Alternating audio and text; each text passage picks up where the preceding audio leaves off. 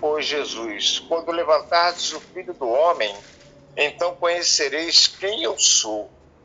Quando levantardes o Filho do Homem, então conhecereis quem eu sou, e que nada faço por mim mesmo, mas estas coisas falo como meu Pai me ensinou. Então, lendo isso aqui, nós podemos concluir o quê? Que em tudo nós dependemos do milagre, da entrega de Cristo por nós, lá na cruz, quando ele renunciou a si próprio, para que nós pudéssemos ter vida, e vida em abundância, tudo feito por graça, por misericórdia, por amor ao pecador.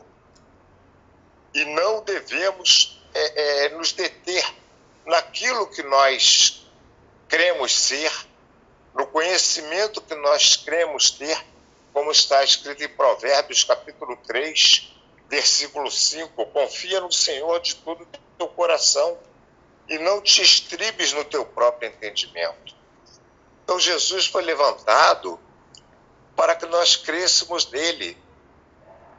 A serpente foi levantada no deserto, num momento de aflição, de angústia, quando o povo era picado por serpentes venenosas e morriam. O povo morria.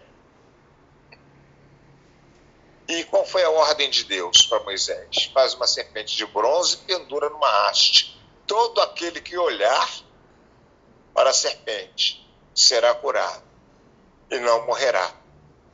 Assim Cristo se tornou nosso substituto, foi nosso substituto, na cruz, pelos nossos pecados. E o complemento dessa mesma passagem está em João também, no capítulo 6, versículo 44. A palavra ela vai se completando, né? Como a gente estudou na semana passada, um pouquinho aqui, um pouquinho ali, e ela vai se enchendo, vai nos mostrando a verdade. João 6,44, ninguém pode vir a mim se o Pai que me enviou não trouxer, e eu ressuscitarei no último dia. Em tudo nós dependemos de Cristo, em tudo nós dependemos de onde estão repousando os nossos olhos. Cuidado com aquilo que nós colocamos diante dos nossos olhos. Aleluia. O que é que nós estamos contemplando? Aonde estamos parando os nossos olhos? Porque o que entra pelos olhos, diz a palavra, sobe a mente, e se nós não tomarmos cuidado, desce ao coração, e ali o pecado é consumado. E o pecado sendo consumado, o que acontece? Gera a morte. Então nós devemos contemplar aquele que foi levantado no madeiro, porque ele faz aquilo que o Pai mandou que ele fizesse. Quando nós olhamos para Jesus, nós temos a certeza de que aquele sacrifício que ali foi feito para nos trazer vida abundante, foi feito para nos trazer a salvação eterna, porque por nós mesmos não existe mérito algum, mas em Cristo está todo o mérito. E para encerrar, João 12,32, Jesus diz: e eu, quando for levantado da terra, todos atrairei a mim. Mas eu pergunto, será que todos foram atraídos a Jesus? Foram. Uns para a glória de Deus, outros para odiarem a Jesus. Porque não existe o em cima do muro, não existe o meio termo. Ou Jesus é amado, ou ele é odiado. Muitos que se aproximam dele, se aproximam para amá-lo, para prestar obediência e adoração a ele. Mas a grande parte, infelizmente, se aproxima de Jesus para a zombaria, para o escarnecimento, como se aproximaram daquele momento que ele estava lá na cruz, né? Se tu és o Filho de Deus, desce daí. Tu não disseste lá que derrubarias o templo e o reconstruiria em 3 dias? Desce da cruz. Curaste os outros e não podes curar-te a ti mesmo? Então existem esses 2 lados, mas todos são levados a Jesus. Uns para a salvação e outros para a perdição eterna. Porque olham para Jesus com escarnecimento, com deboche, procurando fazer do Filho do Homem objeto de zombaria. E aqueles que procuram a salvação olham para a cruz, olham para aquele que está lá no madeiro, agradecidos de que ele está derramando o seu sangue, ou que derramou, no nosso caso, né, que derramou já o seu sangue em nosso favor, como nosso substituto, cumprindo a pena que estava sobre nós, que era a morte eterna e a condenação eterna. Fico por aqui. Obrigado. Amém. Glórias a Deus. Louvado seja Deus. Louvado Amém. seja Deus. Amém. Irmãos, muitas passagens, muitas referências sendo citadas, como o irmão falou um pouquinho ali, que o Senhor nos dá sobre o quebra-cabeça, né, espiritual. Os versículos vão se encaixando e aumentando a clareza do entendimento, da revelação da palavra. Mas sabemos que todos nós temos dúvidas, e não que serão sanadas aqui, nem durante esse estudo, né? Mas é um investigar ao longo de toda uma vida. Mas os irmãos fiquem à vontade para perguntar qualquer coisa que venha à mente, como o pastor Tadeu fala, por mais boba ou superficial que pareça ser a pergunta, não há pergunta boba. Né? Primeiro partindo do princípio que há a dúvida. E uma pergunta leva outra pergunta, que leva outra pergunta, e nós vamos cavando. Amém? Fiquem à vontade aí para levantar a mão e perguntarem ou acrescentarem algo. Essa parte aqui do versículo 13, dando sequência, vale ressaltar que o Senhor, não sei se foi a primeira vez aqui no Evangelho de João, mas que ele usa o termo o Filho do Homem que está no céu, referindo-se a si mesmo e também testificando de que ele é o Filho unigênito, o Messias prometido, né? Termo esse, Filho do Homem, fortemente usado no Antigo Testamento, né? Nos profetas, ressaltando aqui, pelo menos também aos nossos olhos, não que eu tenha pretensão aqui de explanar esse mistério grande, mas, ora, ninguém subiu ao céu. Já denota que realmente ainda ninguém foi para o céu. Como tem o entendimento do seio de Abraão, né, do local a qual estão esperando os que morreram em Cristo, a segunda vinda do Senhor. E aí Jesus fala, ninguém subiu ao céu, senão o que desceu do céu. Aí ele refere a si mesmo como Filho do Homem, e aí ele diz que está no céu. Eu até tempos atrás, estudando aqui, escrevi ao lado a palavra onipresença, né? Porque ninguém subiu ao céu, senão o que desceu do céu, que está no céu. É um mistério tremendo. Louvado seja Deus, e sabemos que o nosso Deus é onipresente, onipotente, onisciente. Essa parte de que ele se refere, fazendo essa ilustração à serpente que foi levantada, irmãos, percebam que o tempo inteiro o Senhor traz essa questão da visão, do entendimento, como a varoa leu lá, pastor Tadeu trouxe Números 21, no versículo 8 fala assim, e será que viverá todo o que tem sido picado? Olhar para ela. E será que viverá todo o que, tendo sido picado? Olhar para ela. Às vezes uma vírgula, né, uma entonação da leitura muda. O olhar para ela, e no sentido do quê? Do ver, do olhar, do compreender com o coração, do estar com os olhos em Jesus. O Senhor me trouxe ali a memória de Hebreus 12, já que estamos tão rodeados de uma tão grande nuvem de testemunhas, deixemos todo o embaraço, todo o pecado, irmãos, que tão de perto nos rodeia, fazendo o quê? Olhando para ele, olhando para Jesus, que é o autor, o consumador da nossa fé, é o autor e o consumador da nossa salvação, é o autor e o consumador, como foi lido agora ali em João 6, mostrando que essa abertura de olhos é feita pelo Senhor. Ninguém pode vir a mim, ninguém pode me enxergar, ninguém pode olhar para mim e me compreender e ser curado e ser convertido verdadeiramente se o Pai que me enviou o não trouxer. O que nos faz nos gloriarmos no Senhor cada vez mais, vendo essa onipotência do Senhor. É Ele que opera o querer, o efetuar todas as coisas. Não há poder fora de Deus. Não é que Deus tenha muito poder ou maior poder. Ele tem todo o poder. O poder de tudo que existe, dos principados, da potestade, tudo está na mão do Senhor. E aqui também, só para não deixar passar, porque há um entendimento muito grande, principalmente Satanás, ele se utiliza de artifícios para poder justificar coisas que o Senhor abomina, como as imagens, por exemplo. E aí muitos usam essa questão da serpente levantada.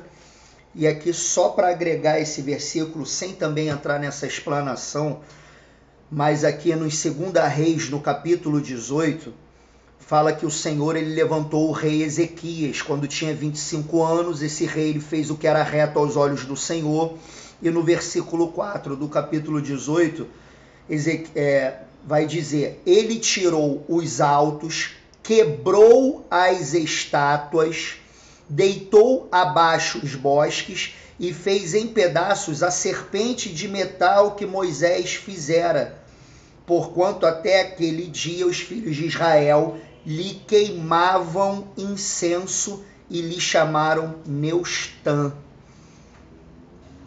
No Senhor Deus de Israel confiou, de maneira que depois dele não houve quem lhe fosse semelhante entre todos os reis de Judá, nem entre os que foram antes dele. Então o Senhor mandou aqui Ezequias também destruir depois essa serpente, o qual muitos católicos e espíritas se apoiam aí.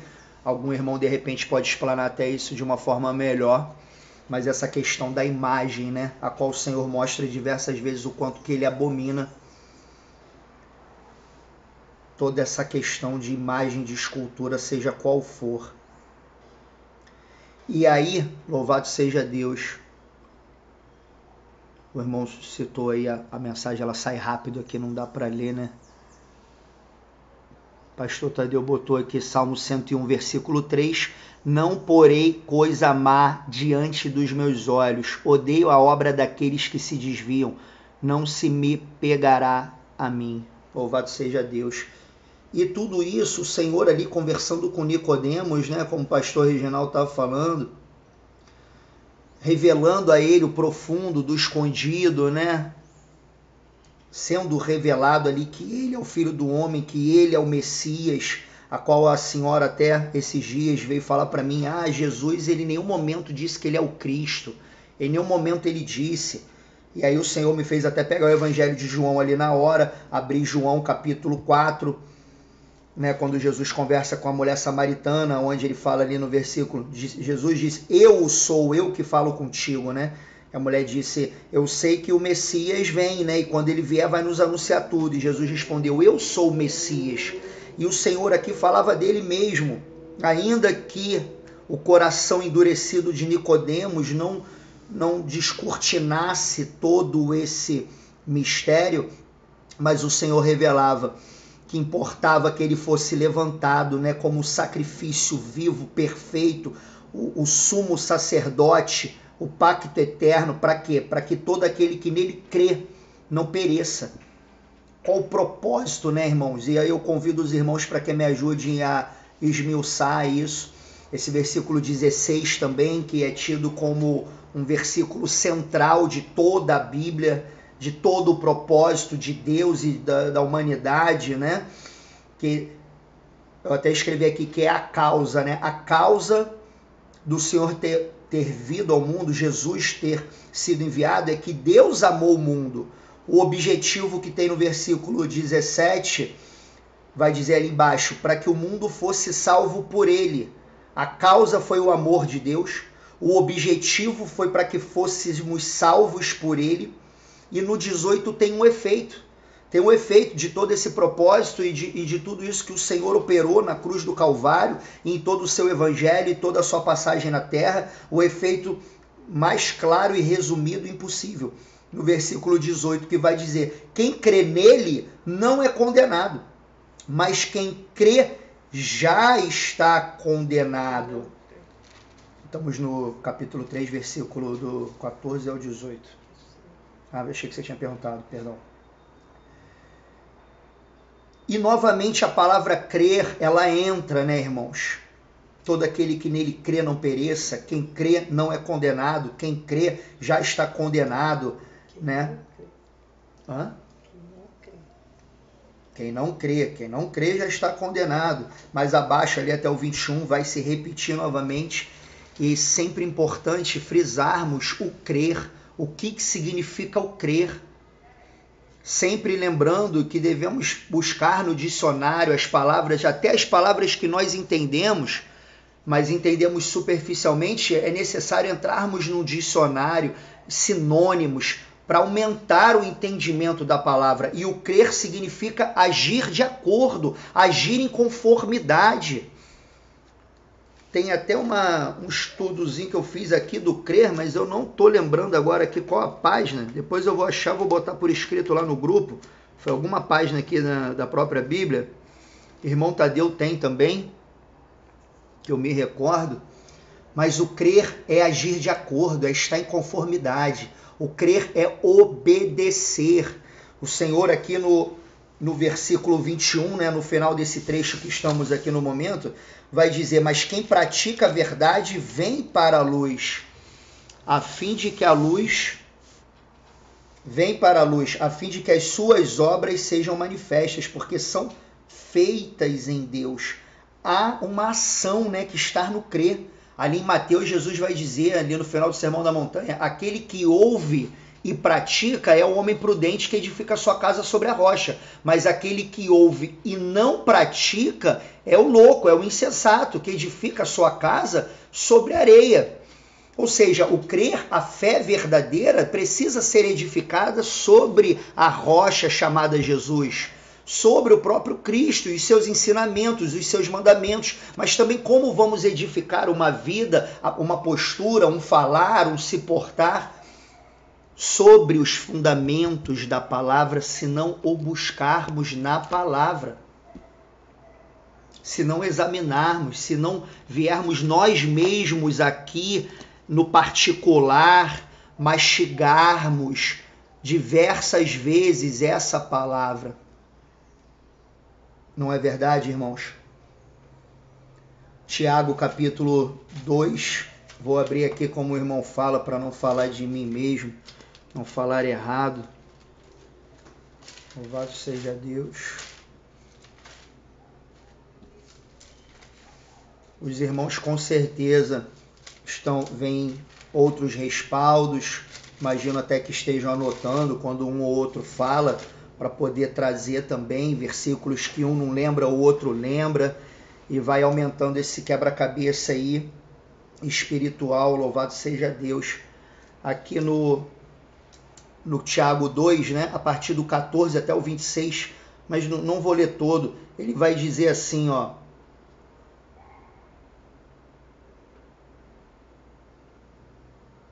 meus irmãos, que aproveita se alguém disser que tem fé e não tiver as obras? E é um questionamento que nos leva à reflexão fortíssima. Porventura, a fé pode salvá-lo? Um dizer que acredita sem uma ação oriunda, proveniente dessa crença, né? No final aqui dessa passagem de Tiago, no versículo 26, vai dizer, porque assim como o corpo sem o espírito está morto, o discípulo aqui faz uma comparação. Assim como o corpo sem o espírito está morto, assim também é a fé sem as obras, ela é morta. E ressaltando não as obras da lei, não as obras do homem, do próprio braço. Eu eu não mato, eu não roubo, eu ajudo o próximo, eu sou um bom vizinho, eu sou um bom marido, eu sou um bom pai. Não as obras terrenas e carnais que o ímpio também pratica, mas as obras da fé, que nos convence a praticarmos a santificação, a santidade, com luta, com garra, com esforço, nos separando daquilo que a palavra nos revela que não agrada ao Senhor. As obras da fé que nos esforça a dobrarmos o joelho, clamarmos por misericórdia, enxergando a fraqueza, a insuficiência de autossalvação, que salvação há somente em Cristo. Ressaltando aqui o versículo 18, que Jesus vai dizer aqui em João 3, quem crê nele não é condenado, mas quem não crê, quem não pratica, quem não vive, não adentra dá esse primeiro passo atravessando a porta, que também é o próprio Jesus, e o primeiro passo no caminho, que também é o próprio Jesus, e inicia assim o processo dessa operação do Espírito Santo, da circuncisão no coração, né, e de tudo isso que foi muito citado aqui pelos irmãos através do Senhor no início aqui do capítulo 3 sobre o novo nascimento. Aquele que não está nessa posição, ele não vai ser condenado. Perceba que o verbo aqui no versículo 18 diz que ele já está, ele já vive na posição de condenado. Aquele versículo de Efésios 2 que tanto gostamos fala: e nos vivificou estando nós ainda mortos em nossos pecados e delitos. Romanos 6,23 vai reforçar dizendo que o salário do pecado é a morte, ou seja, o pagamento, o resultado, a consequência de pecarmos liberalmente, consentirmos o pecado em nossa vida, em nossos olhos, em nossa boca, e essa palavra confronta todos nós, irmãos, ela nos rompe desse vínculo com a videira verdadeira, colocando o homem na posição de condenado. E aí 1 João 5,18 vai dizer: mas aquele que de Deus é gerado, que é nascido de Deus, não peca, antes conserva-se a si mesmo. É necessário estarmos à sombra do Onipotente, irmãos, para praticarmos o crer, o ide, nos enchermos da lavagem dessa palavra, nos banharmos nessa lavagem.